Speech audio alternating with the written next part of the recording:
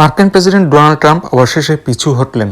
অনেকটা নতি স্বীকার করেই তিনি কানাডার বিরুদ্ধে যে হুঁশিয়ারি প্রথমে তিনি দিয়েছিলেন এবং কয়েকবার দিয়েছিলেন যে 25% ট্যারিফ তিনি ধার্য করবেন কেনেডিয়ান পণ্যের উপরে, সেখান থেকে তিনি সরে এসেছেন এবং 1 মাস তিনি এটা স্থগিত রেখেছেন। 1 মাস পরে নতুন সিদ্ধান্ত জানাবেন বলেছেন।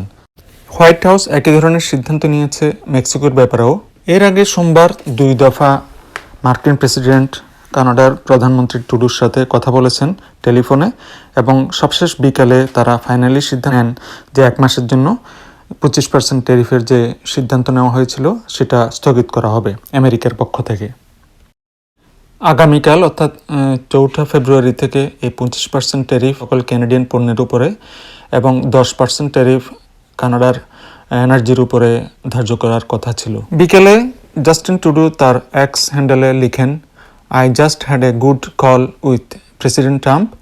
তিনি আরও লেখেন, Canada is implementing the $1.3 billion border security plan first unveiled in December, which includes reinforcing the border with new choppers, technology and personnel, enhanced coordination with our American partners, and increased resources to stop the flow of fentanyl.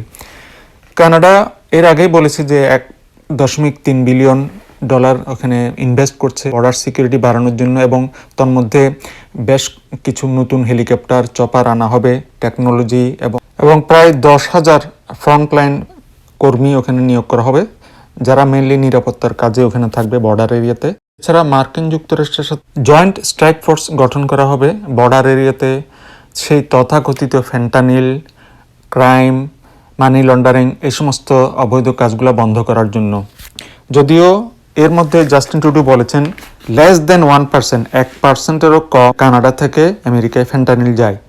তো কেন যে মার্কিন president এটা নিয়ে খুবই উদ্বিগ্ন, বারবার কানাডার বিরুদ্ধে এই কথাটা বলছেন, অনেক ফেন্টানিল এখানে আসে, কিন্তু এখানকার ডাটা বেস, এখানকার পরিসংখ্যান বলছে যে 1%-এরও কম যায় কানাডা থেকে আমেরিকায় এই ফেন্টানিল। ইউএস কানাডা বর্ডার এরিয়াতে আরও সিকিউরিটি বাড়ানোর জন্য কমিটমেন্ট করেছেন কানাডার প্রধানমন্ত্রী জাস্টিন ট্রুডো এবং এই বর্ডার এরিয়াতে একজন ফেন্টানিল সিজার নিয়োগ করা হবে। এই সিজার শব্দটা আসলে একটা রাশিয়ান শব্দ, আমেরিকায় এটা ব্যবহার করা হয়। যে কোনো কাজের একটা গুরু দায়িত্বে যিনি থাকেন তাকে সিজার নামে অভিহিত করা হয়। যা হোক, ফেন্টানিল সিজার নামে একজন টপ লেভেল এক্সিকিউটিভকে এখানে অ্যাপয়েন্ট করা হবে যিনি 24 আওয়ার্স সার্বিক নিরাপত্তার দায়িত্বে নিয়োজিত থাকবেন। মার্কিন প্রেসিডেন্ট ডোনাল্ড ট্রাম্পও তার সোশ্যাল মিডিয়ায় একটা পোস্ট দেন, সেখানে তিনি লিখেছেন, I am very pleased with this initial outcome and the tariffs announced on